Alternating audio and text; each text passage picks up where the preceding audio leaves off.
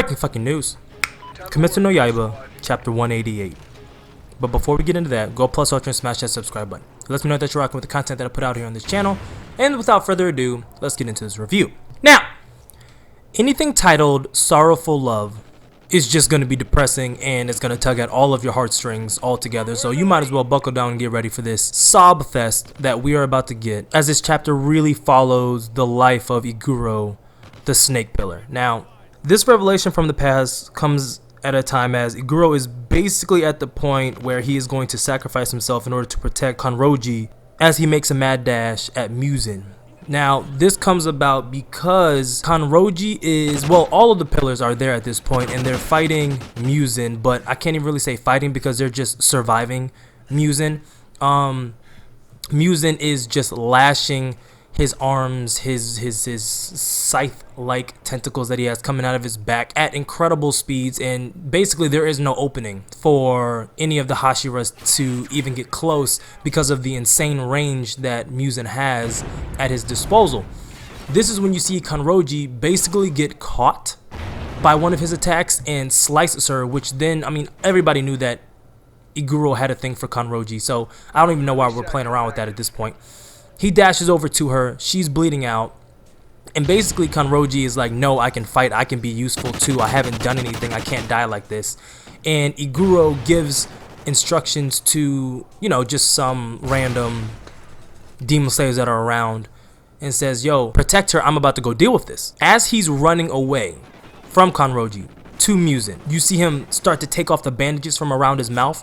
And I'm like, oh, this is about to be some Kakashi Hatake like face reveal type shit. Okay, go for it. I'm all for the shenanigans at this point, completely forgetting the fact that he's actually running towards his death, because he's pretty much accepted the fact that it's not even like he says I'm the only one who can defeat him. He's just running to Muzan to, I don't even know, because at this point there is no defeating Muzan.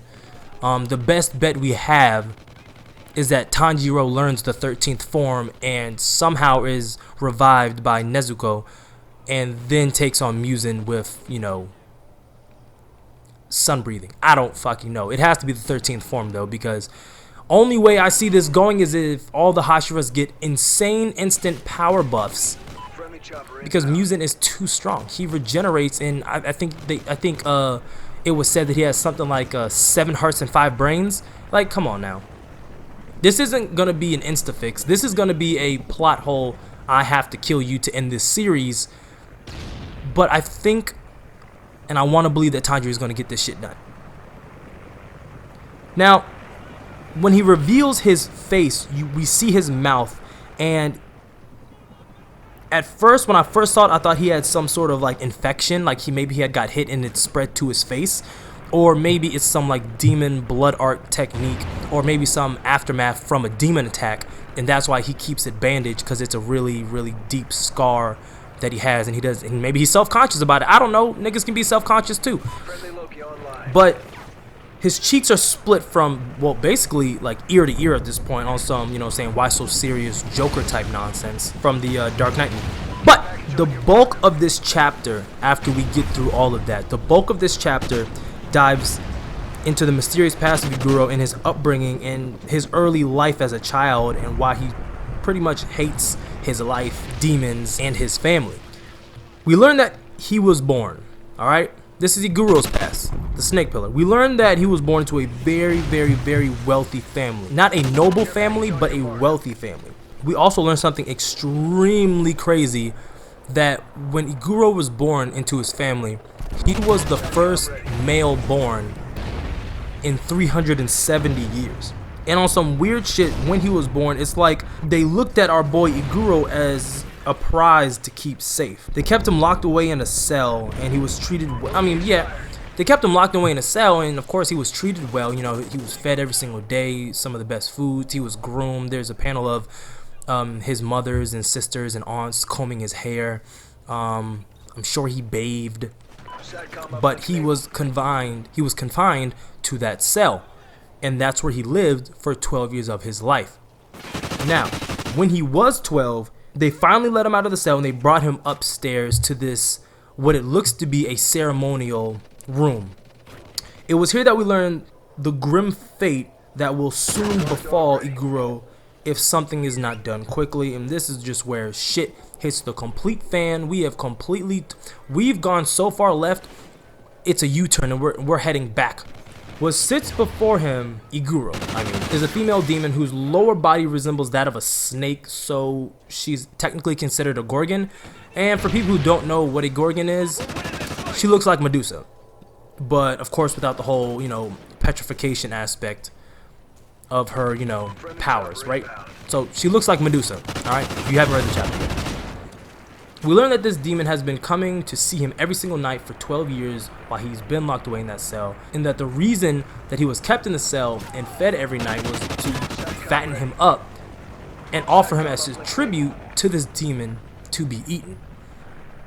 Iguro's family had an arrangement with the female demon. The women would offer their newborn babies to her to eat, and in return she would go and steal money and jewelry and gold and all sorts of valuables from others after killing them, and that they have been doing this for at the very least 370 years, but we all know that has been longer than that, and that this has just been an ongoing arrangement. So yeah, over 370 years of them fucking random dudes pumping out babies, all girls apparently, before Iguro, and then sacrificing them to this female demon, and then she would go out and pillage villages and houses of just anybody and everybody, then bring back the gold, the pots, the vases, the jewelry, all that stuff back to them. And this has just been going on for hundreds of years.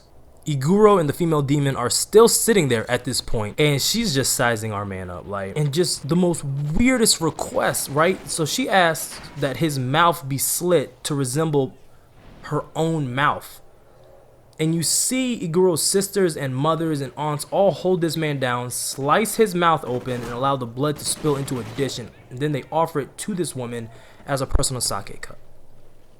Afterwards, like after this all happened, he was thrown back into the cell, and this is when he begins planning his own escape. He had stolen a hairpin, I'm assuming from one of his sisters or his mother or his aunt, one of the females in there, I guess, as he was being held down. And this is when he starts picking at the ground in his cell, trying to escape. He's doing this for nights on nights on nights. We're not given a very specific time frame of how long it took for him to do this, but while he's doing this, he runs and escapes the household. He escapes the household, and then he is caught by the serpent demon. Now, he's saved by the flame demon, but he's saved by who I can only imagine to be Rengoku's father. So we get to see a little bit of him in action, before he gets hit by depression and this, domestic violent abusive father that we know him of in the current, first season of Kimetsu no Yaiba. And it was after that you see this glimpse of Rengoku's father saving him and his cousin. And as he goes to embrace his cousin pushes him to the ground and is like, yo, this is all your fault. All you had to do was die, and then we could continue to live a lavish lifestyle full of no worries, and we would continue to do this over and over and over again. But because you decided to escape, the snake demon killed all 50 of the women. So we now know that there was 50 women in that household, in that family lineage, and you can already see the brainwashing that befell his cousin.